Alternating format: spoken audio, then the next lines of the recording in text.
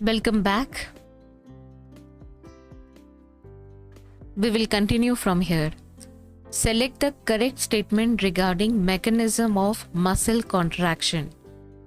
It is initiated by signals sent by CNS via sensory neuron. Sensory is wrong. This is basic information. Everybody knows it is motor neuron. A is wrong. A, strike it out. Neurotransmitter generates action potential in the sarcolemma. This is correct. B is correct. So wherever B is not there, remove that option. So there's no B in option 2, so this cannot be the answer. Now we have E is common, B is common. We have to rule out between C and D.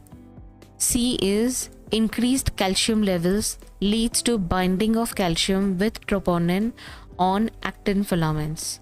This is correct. C is correct. So this has to be the right answer. Option 1. Next one, D. D is incorrect. Let's check.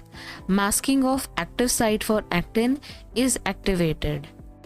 So this statement is incorrect because the correct statement would be unmasking of active site for myosin is activated. So let me explain you these two statements. These are little complicated and students might get confused between these two statements. So you have to be very clear in your mind about the structure of myosin. So the basic unit of myosin is called meromyosin. This is called heavy meromyosin. It has head and arm. Okay, and this part is called light meromyosin, which is the tail. Head region has actin binding site as well as ATP binding site. Now this site will interact with actin, something like this.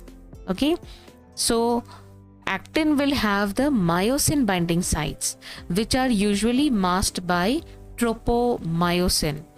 So what you can see here, these black dots are troponin and these yellow and red lines are tropomyosin.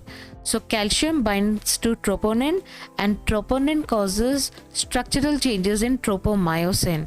So it is going to displace tropomyosin, and once the tropomyosins are out of place, they are going to expose myosin binding sites on actin filaments. So once the site for myosin binding on actin is exposed, then the cross bridge formation will happen and actin can easily slide over myosin.